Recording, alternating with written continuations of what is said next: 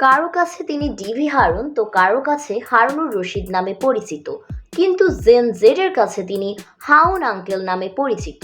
হাউন uncle তার ভাতের hotel নিয়ে বেশ কয়েকবার আলোচনায় এসেছিলেন।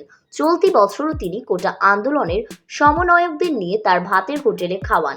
এরপরই তার জনপ্রিয়তা আরও বেড়ে যায়। হাউন আঙ্কেলের আরেকটা বাজে স্বভাব হলো তিনি সকলকে খাবার খাইয়ে ছবি তুলে রাখতেন, যেন পরবর্তীতে তা দেখানো যায় যে তিনি তাদের কি খাইয়েছেন। 2023 সালের 29 জুলাই হারুনের ভাতের হোটেল প্রথম আলোচনায় আসে।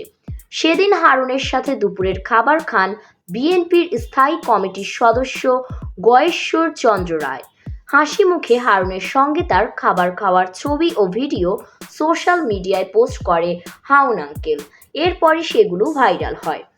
পোস্টে দেখা যায় হাউন নিজে গয়েশ্বরের প্লেটে খাবার তুলে দিচ্ছে।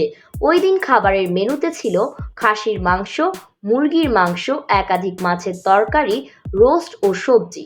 এই পোস্ট দেখে হিরো আলম অভিযোগ করে, হিরো আলম গেলে হাউন শুধু তাকে আলু ভর্তা ডাল ভাজি দেয়। হাউনের ভাতের হোটেলে ঢালিউডের জনপ্রিয় অভিনেত্রী অপু বিশ্বাস ও গান বাংলা টিভির প্রধান কৌশিক হোসেন তাপস গত 19 ডিসেম্বর ভাতের হোটেলে দুপুরে খাবার খান। কিছু বিষয় নিয়ে অপু আর তাপসের মধ্যে ভুল বোঝাবুঝি ছিল। ডিবি কার্যালয়ে সেসব বিষয় সমঝোতার পর সেখানে দুপুরের খাবার খান তারা।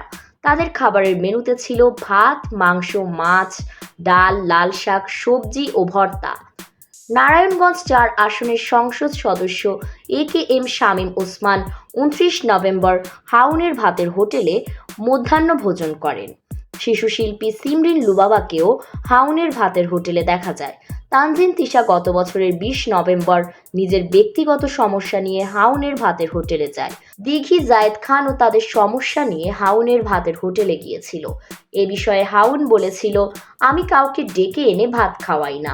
কেউ যদি কাজের জন্য আমার কাছে আসেন তার কাজটা করে দেওয়ার চেষ্টা করি। তার পাশাপাশি লাঞ্চ টাইম হলে লাঞ্চের অফার করি। তিনি যদি অফার গ্রহণ করেন তাহলে খেয়ে যান।